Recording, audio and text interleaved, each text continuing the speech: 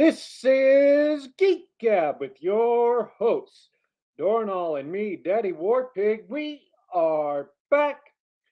Geek Gab for Saturday, September 17th, 2022. We'd like to welcome everyone back to the show. And by everyone, we mean everyone. Let's see.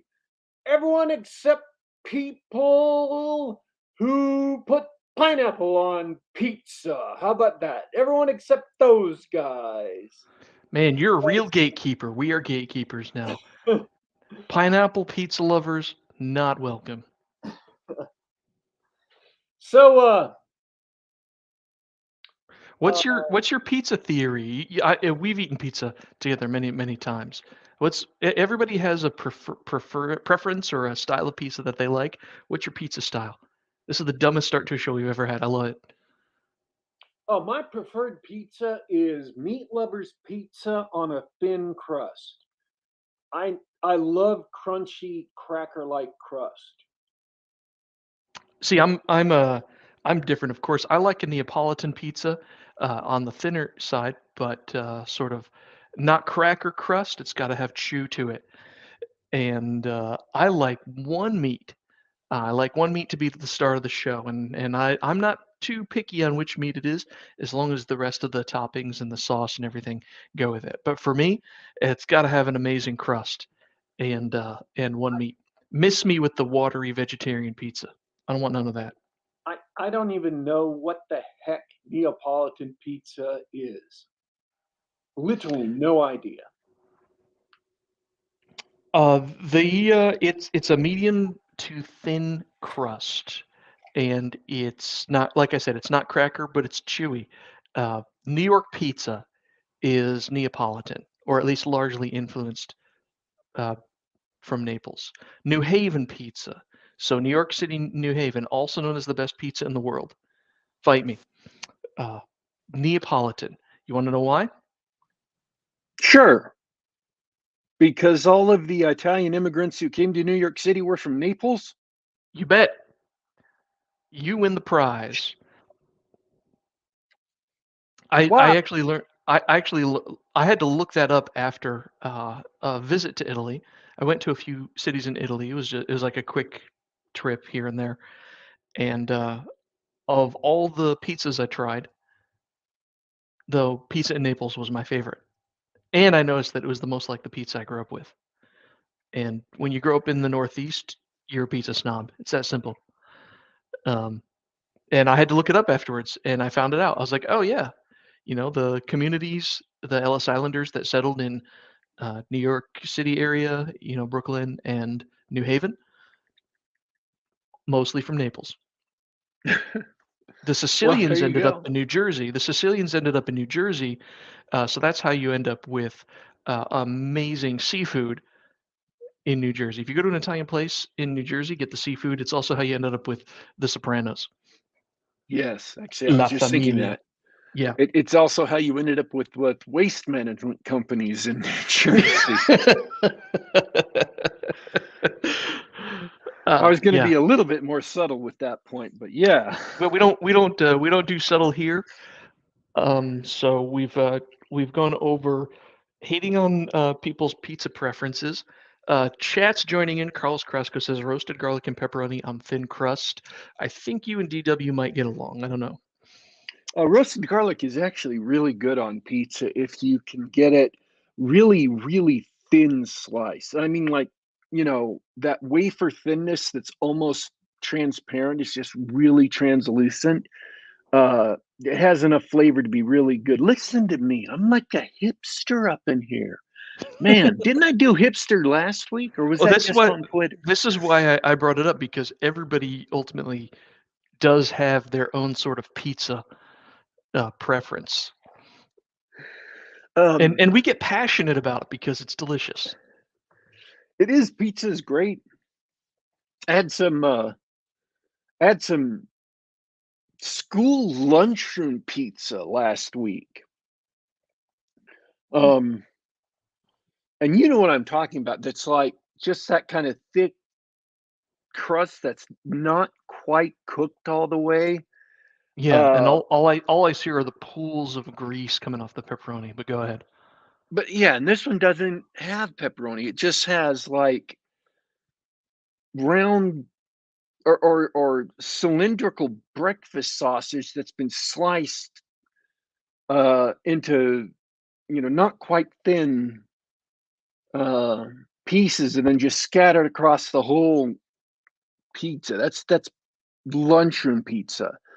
And so when somebody posted a picture of this and they were like, "Man, I wish I could go back to the lunchroom sometimes. I wish they ordered on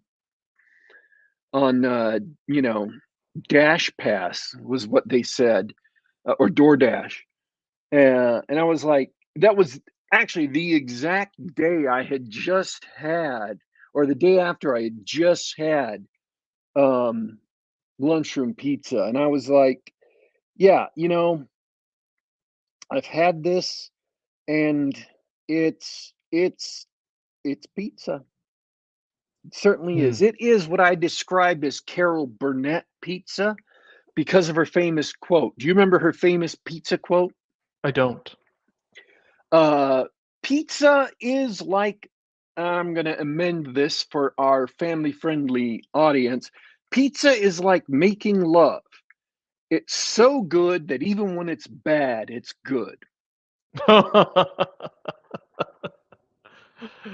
I'm gonna. So, That's wrong on both counts, but I love the quote. so this was definitely Carol Burnett pizza. That's why I use the quote. It was bad pizza, but it was actually good. So it was still good. So yeah. Wow, someone's got an entire recipe in the chat. Oh yeah. Yeah, look at the chat. Two types. One with pepperoni, mushrooms, green red pepper, lots of mozzarella, and black olives. I'm down. See, that's my kind of pizza. You pick one meat and add some other toppings to complement that meat. That's how it's done. All right, So, so moving on from pizza. By the way, I love pizza, and someday I'd love to try that casserole pizza from, I think, Detroit. Is that where they get casserole pizza from? I don't know. I'm not familiar with that one. Detroit pizza. It's big and it's like an inch and a half thick. That might be Detroit, but you might be thinking of the Chicago deep dish. Oh, Chicago deep dish. That's it. Casserole pizza. Yeah. I've never had Chicago pizza. So someday I'd like to try that just to see. I mean, I could only have like 2 bites, but I'd love to try it someday. My life has been radically replumbed since the shrinking. So yeah, I'd like to try it. I'd like to try it. Um One last thing. We have a vote for Alaskan pizza from the chat. Brian thinks that we should go up to Juneau. all I right, I don't get it. If Brian describes Alaskan pizza, then we will pass it on to the world to let them know why it's so great. So somebody wanted to catch up on Trollopolis. Oh yeah, we should talk about D&D. So So I something think, happened right after, or the same weekend as last week's show. oh yeah, and we didn't get a chance to talk about it because I don't think we knew about it at the time of last week's show. No, I think I remember it was definitely after the show. Was it Sunday or Monday that we finally knew what happened? Or we don't know No, what I'm happened? I'm pretty sure it was Saturday night uh, or Sunday because I was on Twitter when it first got announced. Um, so we have a patron. His name is. I'm sorry. His name is Macho Mandolf. He Mm-hmm. is a swolcerer, which means those wizards who end up with really high strength and or Constitution scores, so they're big and buff wizards. And his name is Macho Man Dolph. Yep. So he has a nice city, a nice domain. He's been taken care of for a long time. He's very well set, very well protected. Got a lot of good things going on. He's been taking care of it in ways the other patrons in the campaign haven't, to the best of my knowledge, been taking care of a settlement like this. Now, they've been doing other things, I presume. And all of a sudden, out of the blue, somebody drops 5 MERV, and that means multiple independent reentry vehicles. So it's a modern nuclear missile. Warheads, 5 MERV warheads on the top of Minus Mandolph, and several targets along close to him that are his part of his 30-mile hex that he has cleared out. So there are mushroom clouds, there is devastation, and there are plumes of radioactive fallout heading all across the terrain. And this is shocking for a couple of reasons. One, there are PCs and henchmen in the city who are either dead or if they got shelter, they have to deal with radiation, and they're dealing with radiation from first edition Gamma World, which means either dying of radiation poisoning or gaining mutations. So randomly rolled mutations and becoming mutants. And then, besides the PC deaths, which are, of course, the most important thing, there was also my question, because one of the places that got doused with radioactive fallout was a place called Numi's Tower, which is where a dragon, a copper dragon friendly to Minus Mandolph, was living. And my question was, can dragons get mutations? Which we'll just put that in the background right now. And of course, there were all the NPCs who were also dying and getting mutations.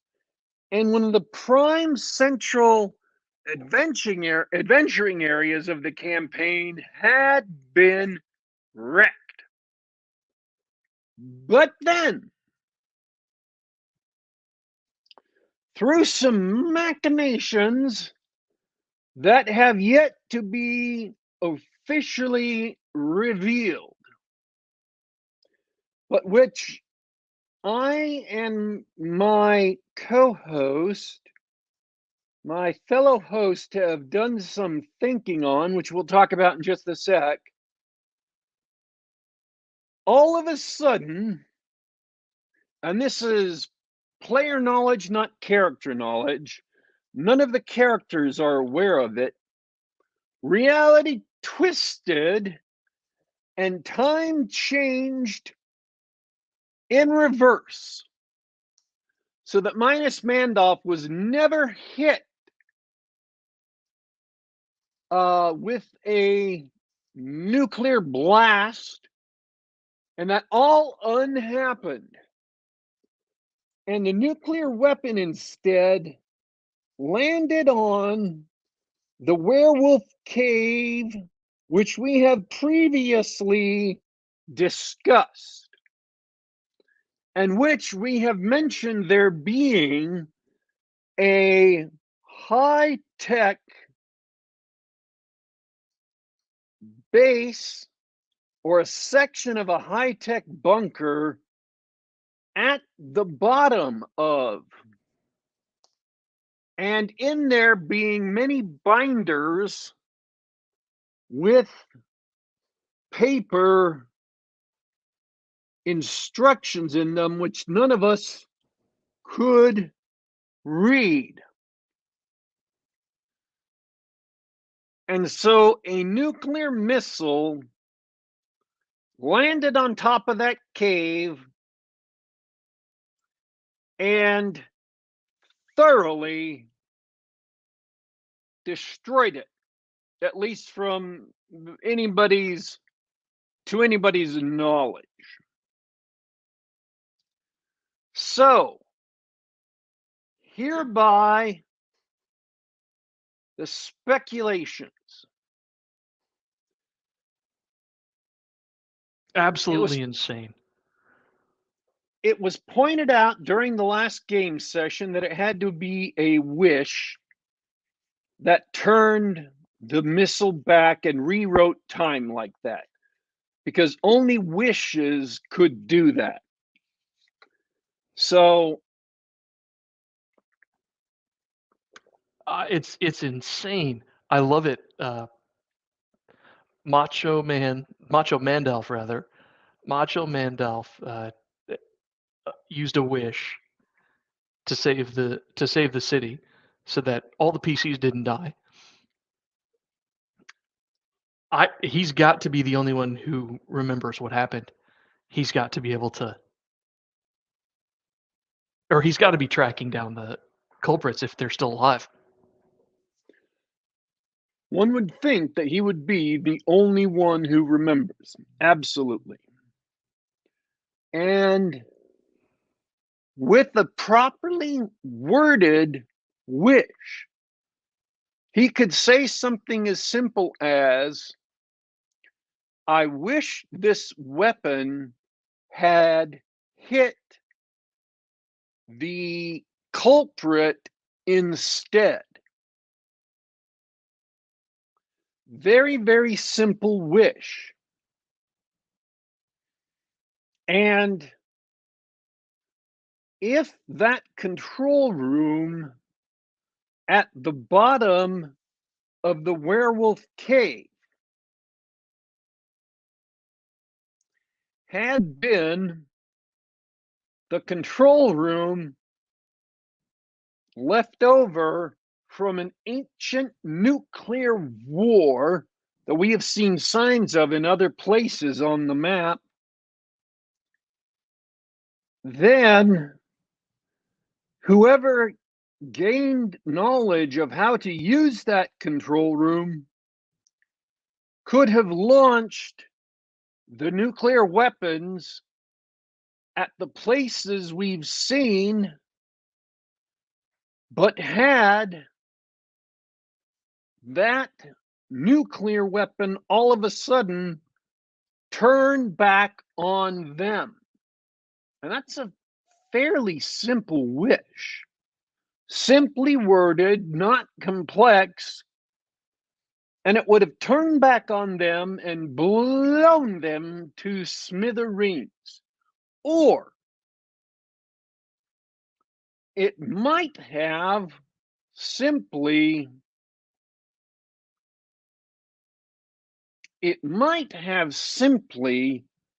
created a massive crater, locking them into a steel room with no supplies, no food, or only the food they came with, only a little water, and no way out. There to starve to death unless they can come up with some ingenious solution to get out of there and get into a massive radioactive crater. Hey, you know what they say. If you come at the king, you best not miss. So that's the current news from Trollopolis. Absolutely insane development because we're just like Bradford Walker in the chat mentioned, like we're gearing up for Brovenloft. We're trying to figure out, okay, uh, what are we gonna do in October? Like, how do we get our characters in position to adventure in Brovenloft? What are the patrons up to? We're enjoying the shit posts on Twitter from all the different uh, patrons, the faction patrons, and then this happened. What is going on? Now, my original guess, we see nuclear craters, or the ancient remnants of them, all the way to the west in the areas of the 5 cities. My guess was that there had been an ancient war and that there could be a control room out in the area of the 5 cities. Mm-hmm. Of people who had nukes ready to retaliate, and in point of fact, there might be a surviving silo out that way of the people on the other on one side of this conflict. But that was before we reckoned with where the missile landed and what kind of wish Macho Mandolf might have used to get all that out of the way. And Macho Bandel, he's the only one who knows now because of the wish. Like you said, we're using pure player knowledge. Which is, according to, I think, Gygax himself, elite gamer. Literally said that it is elite gaming. Use those very terms. To use player knowledge. We posted that a few months back. What is Brovenloft? Oh, yeah. Somebody made a joke, and I missed the original joke. So somebody made a joke that for Halloween, the Bro SR should do another Bronstein, because the first Bronstein was in July of last year. They joked that we should do another Bronstein because it's been so long since we did the first one. The first one was so much fun, and now we've gained so much insight into it. Where we had a bunch of patrons on a map, so that all 3 campaigns, we've had a limited crossover between the 3 Bro SR campaigns, so that all 3 campaigns could cross over again in this big mega event where patrons from all 3 campaigns, evil patrons from all 3 campaigns, could come together in a place that was mildly reminiscent of, but legally distinct from, Ravenloft. And it's not so much that we're using first edition rules, it's that 2 campaigns are running under Axe rules, and 1 campaign is running under AD&D rules. So we had a bunch of evil patrons from, and it went from joke to everybody picking territory. It went from joke to people picking patrons and memes in like 2 days. And it went to people picking sides and engaging in meme warfare on Twitter in a week. And when the map came out, courtesy of Kestis, of Kess, who is running the thing, and so he made up the map by random terrain generation using AD&D rules in the Dungeon Master's Guide. To people picking spots they wanted on the map, and we talked about patrons last week. So if you want to know about some patrons, you can go listen to last week's show because we talked about it a lot last week. I'm not going to repeat all that. Picking terrain and actual patrons taking patron actions in another week. And we've had PCs now adventuring in Brovenloft for the last 2 weeks. So, yeah, it went from joke to playing.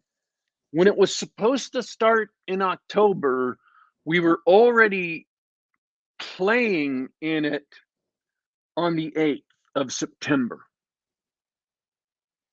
Hence my announcement for today's show being 3 campaigns, 2 months, 1 demi-plane of the dead. Now, you may wonder what I mean by demi-plane of the dead, because you can say, but Warpig. But Warpig, what happened to your mic? Why do you call it, the demi-plane of the dead and not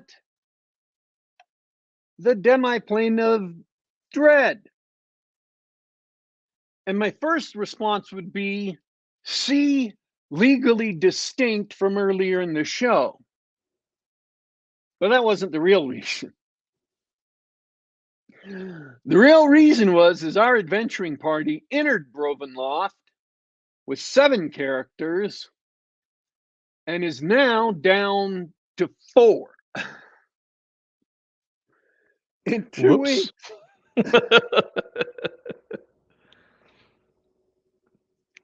It's already claimed henchmen and 2 PCs. We're only halfway through September, folks. We are desperately searching for reinforcements in Brovenloft. It is my fate as a player to announce good ideas and smart ideas, and to continually have Jeffro harangue me for the good and smart ideas, and then them later turn out to be the good and smart ideas that they are. In this case, Jeffro was haranguing me. We were in Twin Peaks. And while in Twin Peaks, we got SUVs at my insistence. That's not what he harangued me for. Everybody was down with that. And we took a ride out to just go exploring, and realized that our gas was kind of limited, but we measured how long we could go with gas so we could still turn about and go back to Twin Peaks and get refills of gas. Mm. And we got out to this mill that had burned down in a fire, and we went to explore it, and we noticed there were stairs down into the basement of the mill. We went down into the mill, and it seemed like there had been an actual dungeon that had appeared in this mill. And so, like any brave band of stupid adventurers, we went into the basement of the mill and started exploring. And we found a crown, and I said, "Don't do that. It's We a did it. trap." We did it. We did it. It was a trap, but not in the way that you think.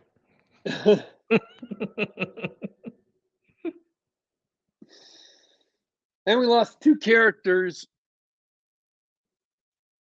Oh, actually, no, we only lost 1 character in the trap, or in the basement of this building.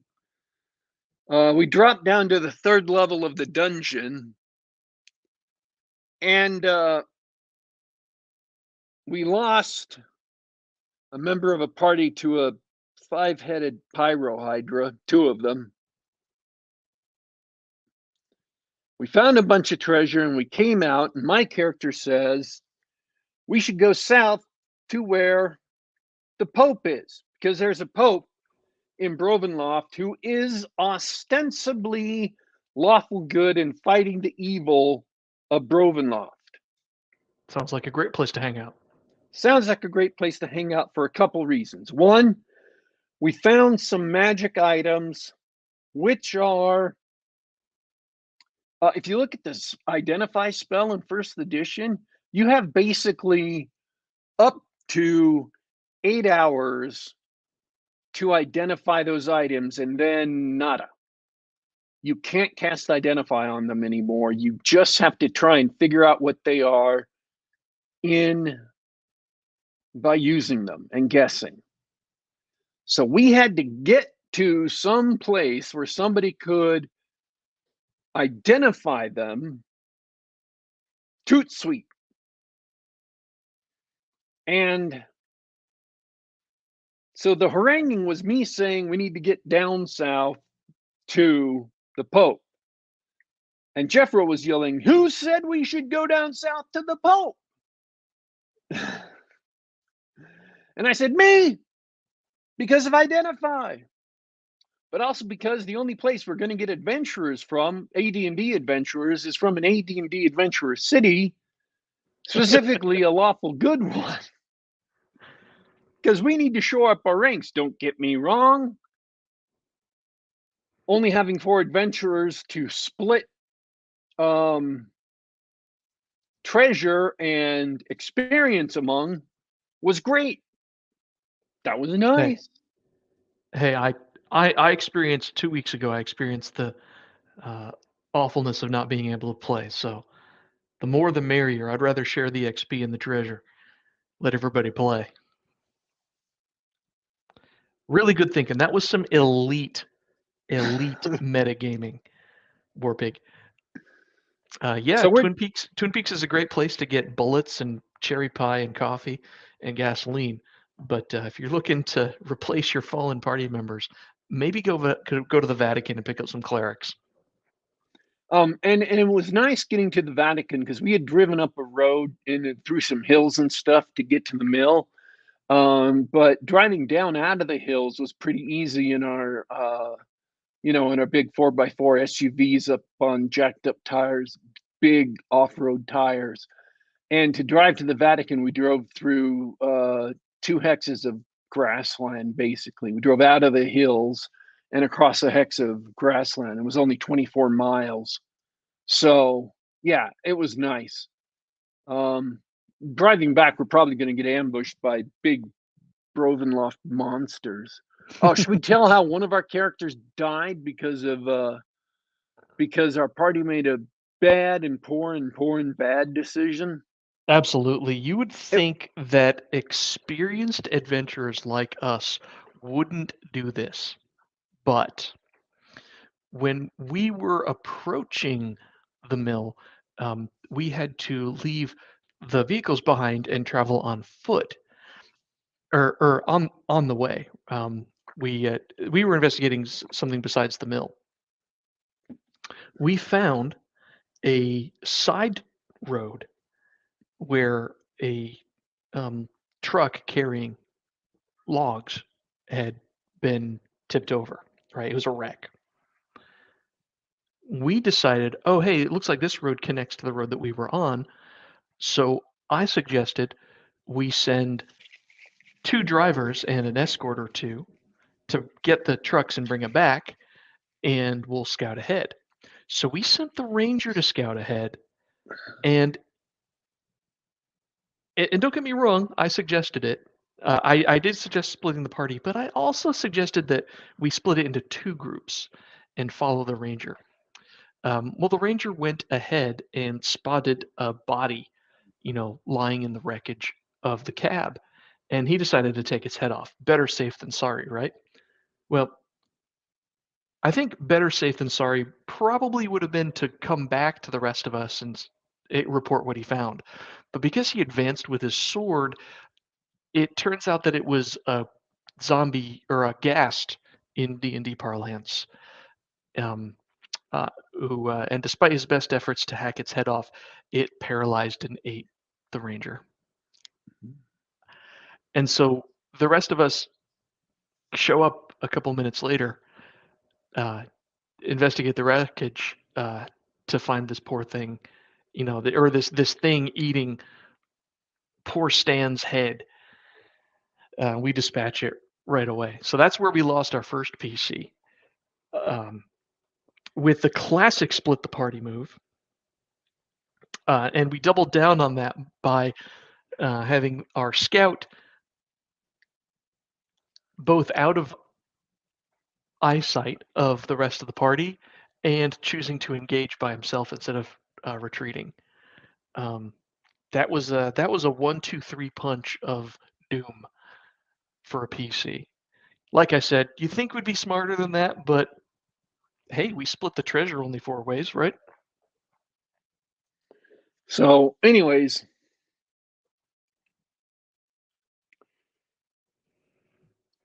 that was fun. I like talking about session reports. It's better than typing up a WordPress thing like a lot of other people's do. and the paladin henchman got eaten by a zombie, right? Paladin henchman got eaten by a zombie. Okay. So, as you can see, Brovenloft is appropriately Brovenlofty. It may have started as a, as a joke, and it really is, it really is a meme. It's all memes, but that doesn't mean we're not serious about the adventuring either. Lots of fun. Lots of fun. People getting people getting fried with pyrolisk breath. Yeah, we're. Oh, and another thing for anybody who's running a game, if you have to try running AD&D dungeon by the book and try Appendix A, because the dungeon we investigated, treasures, traps, and hydras all came out of Appendix A. Weird twisty turns, doors that seemingly went nowhere, and then all of a sudden, after a really quiet run, we get dropped down a chute 3 levels, and around the corner get ambushed by 2 hydras. Right? Really exciting, really fun, completely randomly generated from Appendix A. If you're a game master, I'm telling you, try it. I've been saying pyrolisks. They're not pyrolisks. They're pyrohydras. Yeah. My bad. Yeah, they each had 6 heads and breathed fire. If we were able to create, I don't remember if you mentioned the choke point. We were able to create a choke point so that only one head could attack us every round. Which without that, we certainly would have lost 1 or 2 more people, if not a whole wipe. Oh yeah, that was a party wipe waiting to happen. That would have easily killed all of us if we hadn't gotten that choke point set up. Mm-hmm. We stuff. Were all gonna die.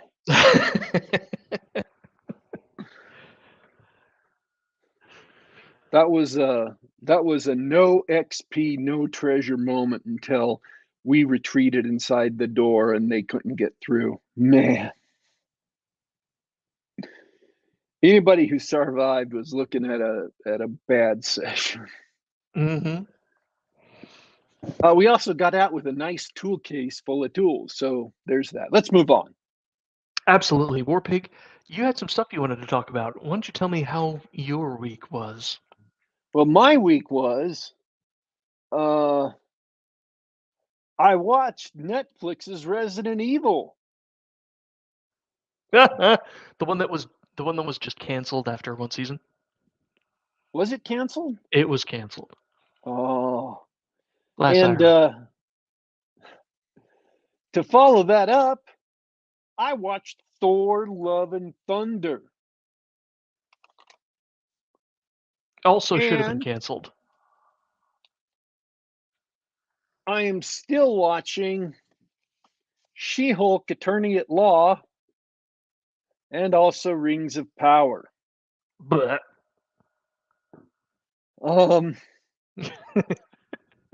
shame on you, Warpig. You shouldn't do that to yourself. But I've heard Edge Runners on Netflix. It's a Cyberpunk 2077, the video game anime series that I'm hearing good things about on Twitter. So I might hearing good things about from people I trust. Our logo for the show was made by a gent called Kukuruyo. And he is singing praises of the show, and a bunch of other people are too. So I didn't have a chance to watch that this week, but I'm hoping to get a chance to watch that. So there is hope on the horizon. And I also watched The Northman, Mm. and then played D&D. So the week ended good. Love and Thunder actually had a good story that was absolutely ruined by the movie. Ooh, do tell. My review of the movie is Thor: Love and Thunder had a good story that was ruined by the movie. The movie ruins itself. I'm It's not not a surprised. good movie. Don't go see it.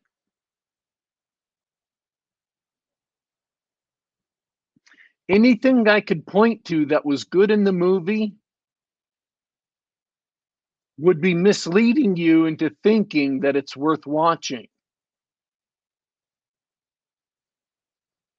I feel I have covered all the things about the movie that a potential audience member would need to know. There is literally nothing else about the movie you need to know.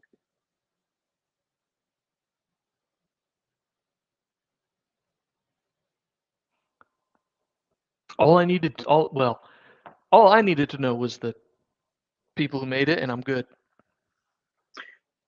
Let me tell you the biggest tragedy of the movie, though. Okay. It has Christian Bale in it. And he's in there for like 10 minutes at the beginning and like 5 minutes at the end. Hmm. You're bringing Christian Bale into the MCU, and he's the bad guy, by the way. He's the villain. So you know what happens to villains in Marvel movies, right? Uh-huh.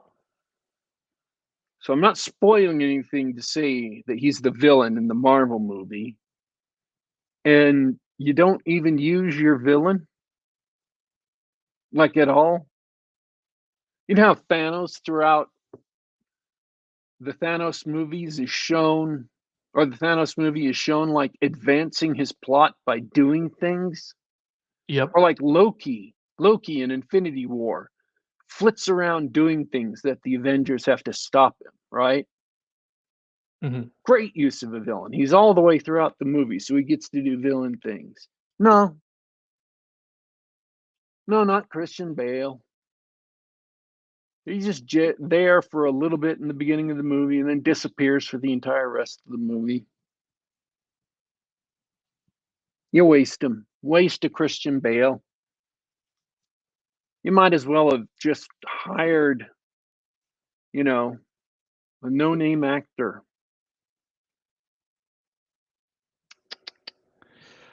It's a good point. You don't need a cameo from an A-lister. Bale's more like a B-list guy. To do that. Are there any A-lists anymore? I digress. You might as well have brought Sean Connery out of retirement. It would have been that big a waste of talent. Well, you'd have to cast Raise Dead on Sean Connery, unfortunately. But I Did get he your die? point. He did. He died last year, Oh, or 2020. I'm so sick. I know. All of our heroes are passing. Somebody was talking about how much they loved a movie yesterday.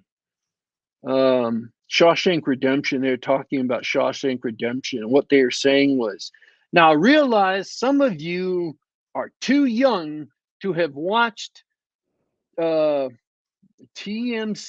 I think, to have seen the Shawshank Redemption and basked in its glory, to watch TMC in the 2000s and basked in its glory. And I'm like, dude, I saw it in the theater.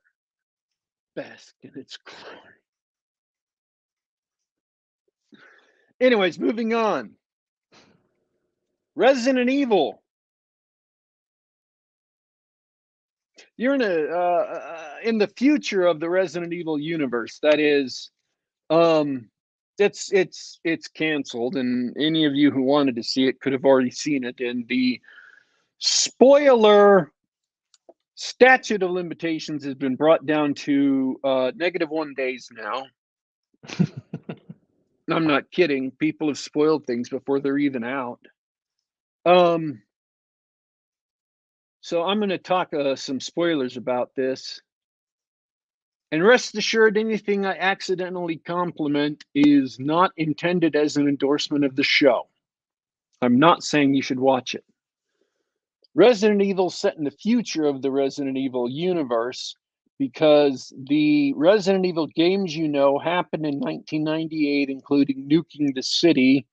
And apparently, despite all the fallout that comes from an airburst over an American city, nobody, if you saw HBO's Chernobyl, you remember how all these scientists got a raised, radiation count through their windows and immediately figured out Chernobyl had gone critical and stuff. No, nobody ever figured out that there had been an airburst over, Raccoon City. Nobody figured that out. They all just bought that it was a reactor something or other.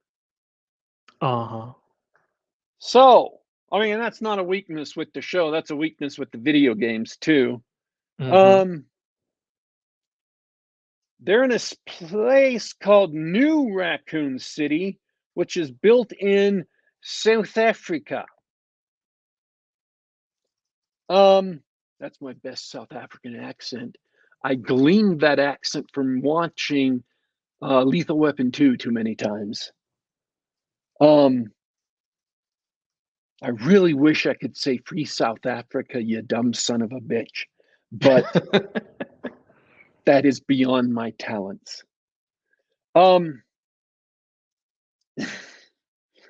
That's a great scene, though. I'm remembering that great scene and comparing it to Resident Evil in my head, and Resident Evil is not coming off very well.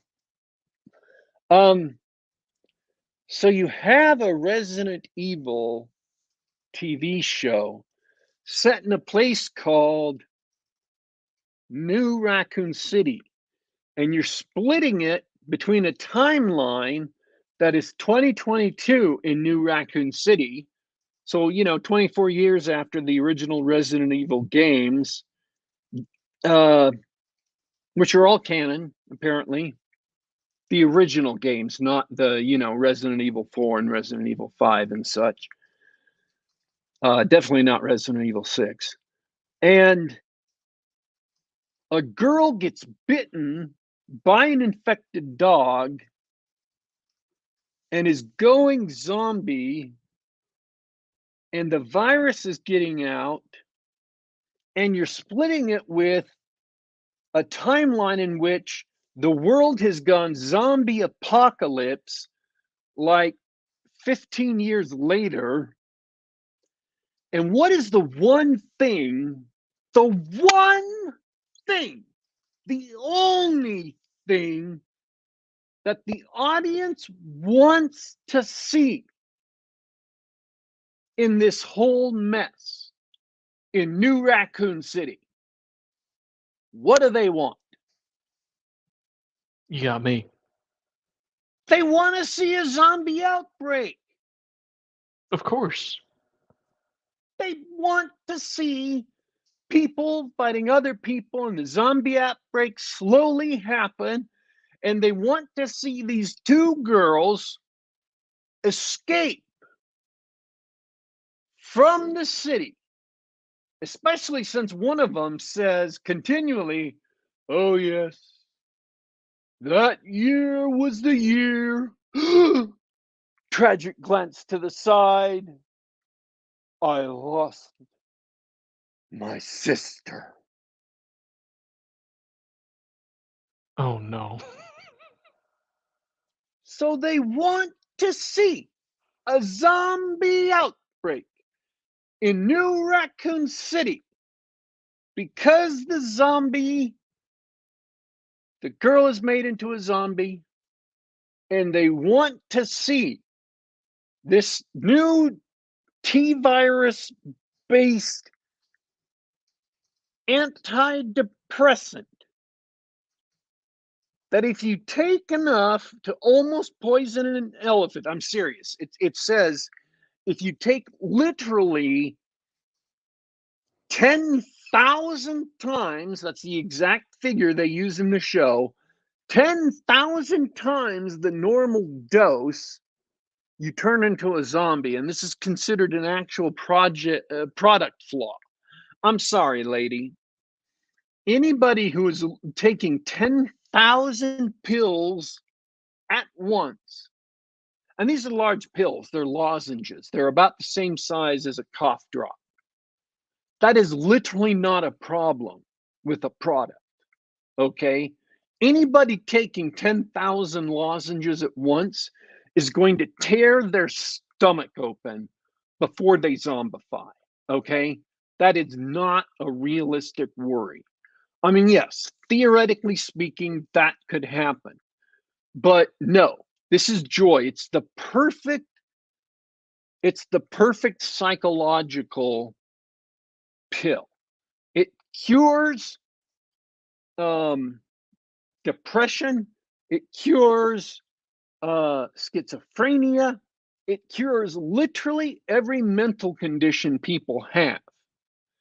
And the worry that Umbrella has is that someone will someday stuff 10,000 lozenges down their stomach and somehow survive and maybe turn into a zombie and set off the zombie apocalypse. This is a real plot point in the real show that goes through the entire season.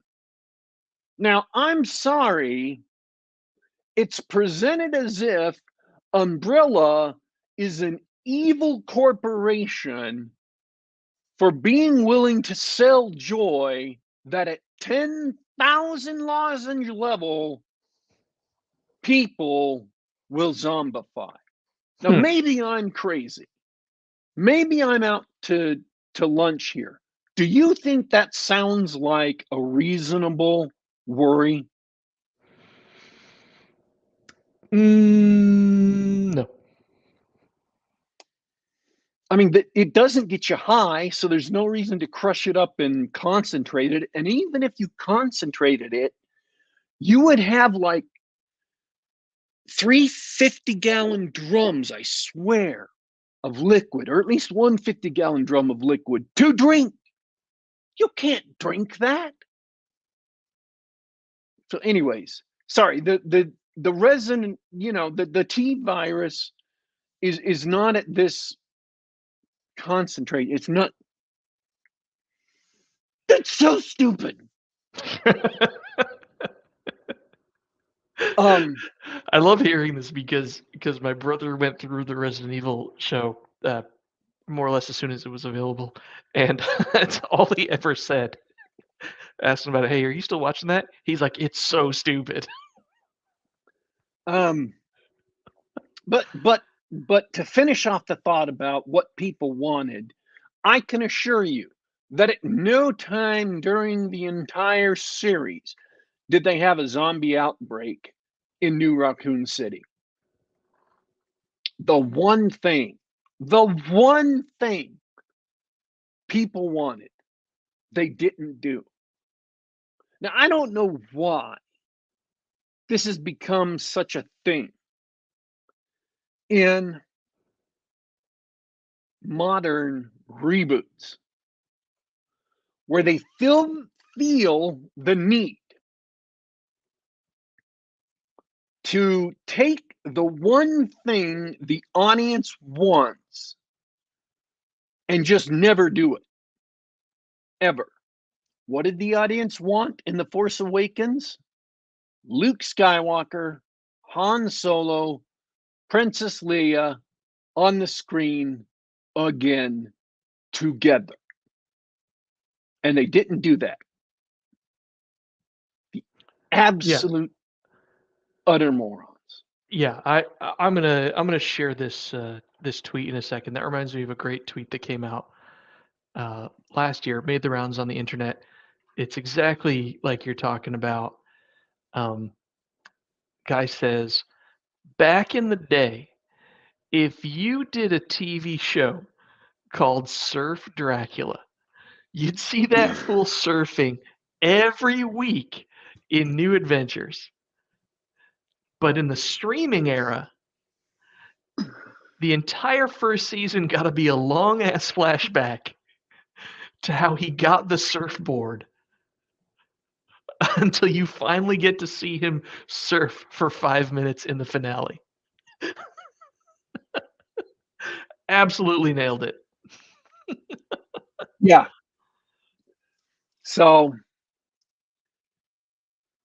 yeah, that's this show. Is there anything redeeming about it? Honestly, yeah, there are some good things about the season. I'm not going to tell you about them because that would be misleading. That would mislead you into thinking that I am somehow endorsing this show, and we're out of time anyway. Not quite, actually. We still It's got crap. Don't watch it. till we hit the hour. So I talked about Thor: Love and Thunder, right? Yep. Don't see It's crap. Don't watch it. Resident Evil, it's crap. Don't watch it. Yep. So the Northman. Oh, this is a great movie. It really is. Oh, I thought you'd like it. But then again, I liked the Vitch. I think I put an extra V in there. It's a double V. That's how you spell it. It's a double V. I think that was typography from the time, because we called WW, but it was really at the time in which the typography for U was V. So when people wrote witch back in the time of witch, it literally was two V's. Yeah, and it became two U's. You can see some really old printing. It's just two capital U's next to each other. So the witch, which was by the same director, was phenomenal. I just was bowled over. I guess technically you'd kind of call them artsy movies. You'd call them art flicks. But they're both just so spectacularly done. I mean, I cannot tell you how much I love this movie. And what Well, okay, what's one thing you loved about it? Just one thing. I loved that it was a retelling of Hamlet without being a boring retread of the Shakespearean tale. It goes in very different places than Hamlet went, such that I was always surprised by the plot. I was surprised by how it developed. When I said, "Oh, this is the next thing that's coming up in Hamlet," again, just from familiarity with the Shakespearean tale, uh, and I'm not claiming to have been, a big Shakespearean scholar because I'm not. I had just seen the play once and the Mel Gibson movie, so I'm not trying to put on airs here. Um, but as soon as I thought that, the show went in a completely different direction, and I loved that. Just truly, truly loved that. And especially the ending. I loved how it was truly a Viking tale and not an Elizabethan England tale. That it was Mm. Hamlet in the Viking era, even though he wasn't. He was a Denmark, a Dane, the Prince of Danes. Um, but at that time, Danes were, Vikings as well. All the Scandinavian countries were. And it was so infused with the culture and the ethos of uh, of the Danes and the Vikings, just like the witch was so infused with the culture and the ethos of, uh, I guess, the Pilgrims was where it was set among. Um, I love that he was so honest with it, that he just uh, presented that culture the way it was within the context of that culture, and wasn't tied up in modern uh, politically correct judgmentalism. He just presented them on their own terms. He didn't try to dress it up. He just told the story. Honestly told the story. Yeah, I mean, their culture does some abhorrent, heinous things, but that's according to their values. He just told the story, and you could see them being humans, having grown up in this culture, and see them trying to live up to the values of this culture. Um, I thought that It, was fabulous. it's great, and what I mean by honest in that situation, you talk about how strange and different the culture is. Um, you can see what the people do and sort of try to understand and evaluate what they're doing.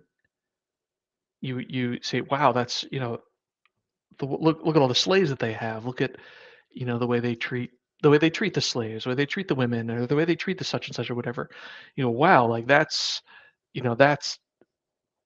these are things that I don't think are good, but it's you're actually you feel like you're actually watching those people and those activities, and it's not a trick of storytelling or music or camera work or anything like that. Like they're not using quote unquote the language of cinema to make this one the bad guy, or they are, but it's not um the standard propaganda Hollywood where the person who's the good guy or the protagonist, he spouts some philosophy or belief or something like that, and then you see him succeed, right? It's not propaganda in that sense.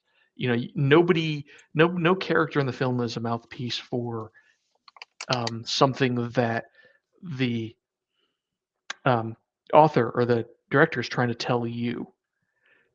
The characters are genuinely just interacting with each other, and you just get to watch it unfold as a story. That's what I mean by honest. The camera work is very deliberate and direct and matter of fact. And it doesn't, and I'm going to say this in a very qualified way because I have to go one step beyond.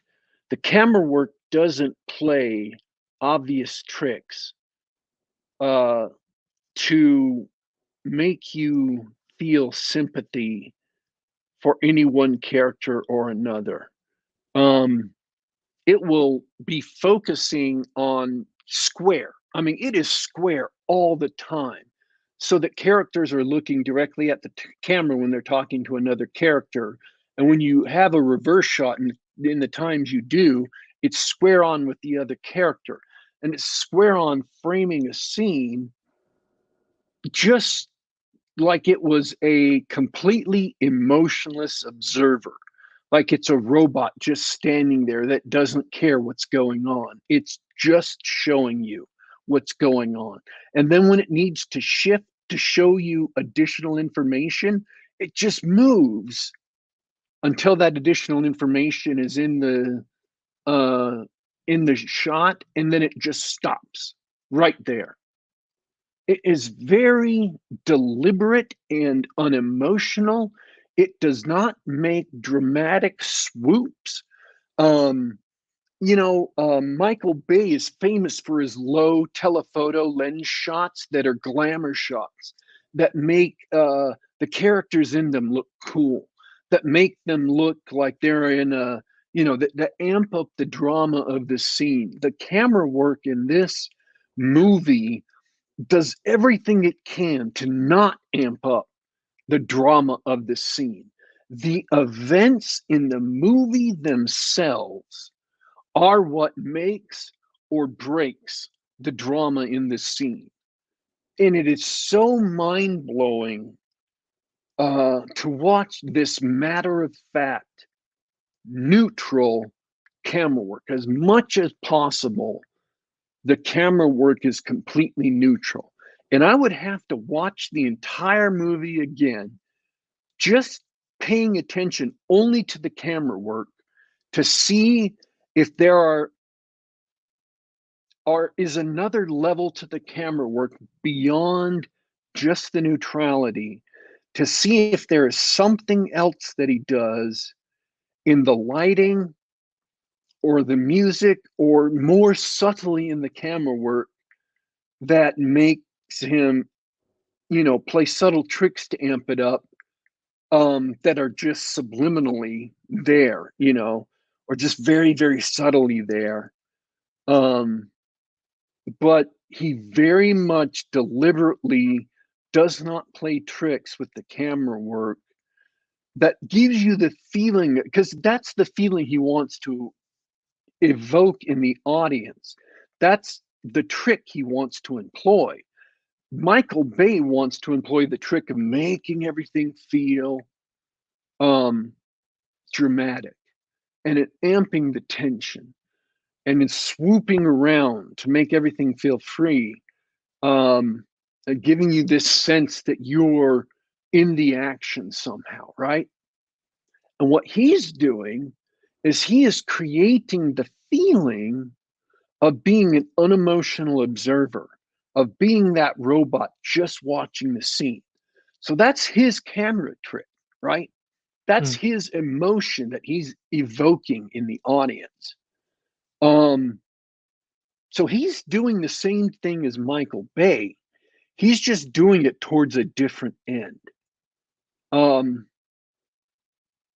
And so the entire movie feels like you're just there watching it, like Uatu, the Watcher in the Marvel comics. You're just watching things just to see what's going on. And it's great. Highly recommended. Yes, absolutely. As long as you know you're going in for that style of art film.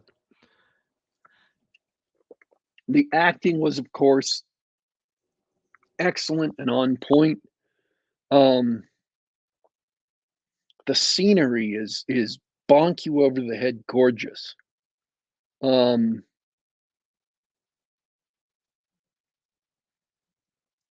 I can't say enough good things about the story.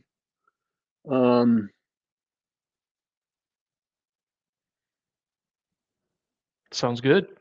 Let's wrap it up there. Yeah, I am genuinely bowled over. And I'm not frequently bowled over. You can assume with this movie that everything I'm not talking about is good, good to great. And the things I am talking about, there are things in the show that aren't perfect. I'm sure I could find flaws to criticize. I'm not saying it's an absolutely perfect movie, but it is a great movie, and it is very, very. It is of its time in the sense that it is of the era of the Viking culture and Viking raids, and it does not shy away from presenting that culture largely as it was, except for the sake of, it's an R-rated movie. So it isn't actually it is not gratuitously or grotesquely violent, but it is violent enough to let you know who this culture is. So it uses violence as an exclamation point, not as a constant diet, as punctuation for the story. Would you say that's true? Yeah, I'd also say it like this isn't like I thought I was getting into when I saw it originally. This isn't an action movie. This isn't going to be action and violence for the sake of action and violence. Yes. So as long as you know that, uh, and uh, and you heard the rest of Warpig's comments, you know what you're getting into. High recommend. High recommend. So I think that's enough for today. Sounds good. Uh, well, thanks for chatting. I'm so excited that you got to see that movie and we got to talk about it again. Um, the events in the role playing games are going nuts. So I'd love to talk to you guys more about that as things unfold the rest of September and October. And everybody in the chat. Oh, Carlos Carrasco said something really important. I want to get on the record.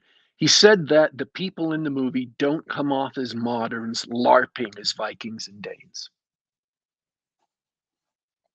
Absolutely. That's it. Well said. But I interrupted you. Please continue. What? Oh no, I was just trying to wrap up. Okay. It's been really good chatting about this stuff. I'm really excited for what's going on in the games. I don't know. I don't know if you've noticed, but all my other media consumption has taken a back seat to that, and I'm good with that. Probably from now on. Um, there's just too many Resident Evils and Thor Loves and Thunders in to watch.